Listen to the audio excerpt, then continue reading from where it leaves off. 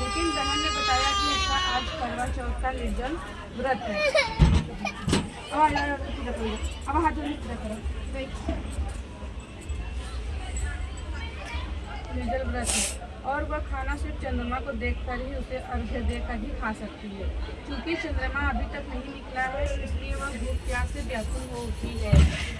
सबसे छोटे भाई को अपनी बहन की हालत देखी नहीं जाती और वह दूर पीपल की पेड़ पर एक दीपक जलाकर चलनी की ओट में रख देता है।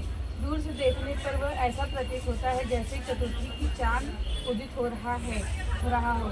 इसके बाद भाई अपनी बहन को बताता है कि चांद निकल आया है, तुम उसे अर्घ देकर पानी का भोजन कर सकती है। बहन खुशी के मारे सीढ़ियों पर चढ़कर चांद को देखती है, उसे अर्घ देकर खाना खाने बैठ जाती है।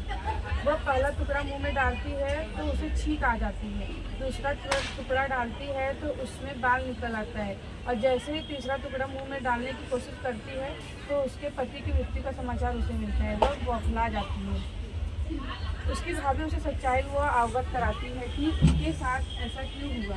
करवा चौथ का व्रत गलत तरीके से टूटने के कारण देवता उससे नाराज हो गए हैं और उन्होंने ऐसा किया है।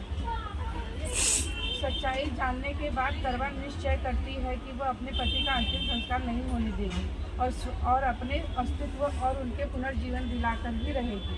वह पूरे 1 साल तक अपने पति के शव के पास बैठी रहती है, उसकी देखभाल करती है। उसके ऊपर उगने वाली सुई नुमा घास को वो एकत्रित करती जाती है। 1 साल बाद फिर करवा चौथ का दिन आता है। उसकी सभी भाभियाँ करवा चौथ का व्रत रखती है। तो भाभियाँ उससे आशीर्वाद लेने आती है तो वह प्रत्येक भाभी से यम सुई ले लो, प्लीज सुई दे दो, मुझे भी अपनी जैसी सुहागिन बना दो, ऐसी आग्रह करती है। लेकिन हर बार भाभी उसे अगली भाभी से आग्रह करने की कहती चली जाती है। इस प्रकार जब 6वें नंबर की भाभी आती है तो करवा उससे भी यही बात दोहराती है। यह भाभी उसे बताती है कि चूँकि सबसे छोटे भाई की वजह से उसका व्रत टूटा था तो अतः उसकी पत्नी में ही शक्ति है कि वह तुम्हारे पति को दोबारा जीवित कर सकती है। इसलिए जब वह आए तो तुम उसे पकड़ लेना और जब तक वह तुम्हारे पति को जिंदा न कर दे उसे नहीं छोड़ना। ऐसा कहकर वह चली जाती है। सबसे अंत में छोटी भाभी आती है।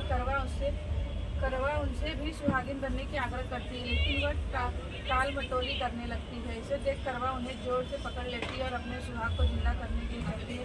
भाभी उससे छुड़ाने के लिए सोचती है लेकिन करवा नहीं छोड़ती है।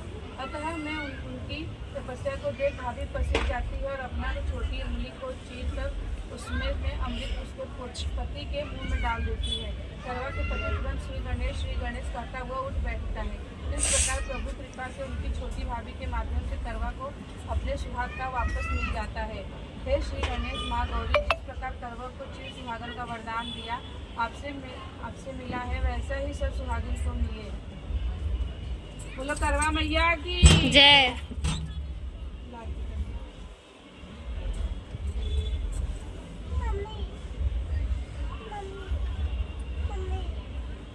बोलो गणेश भगवान की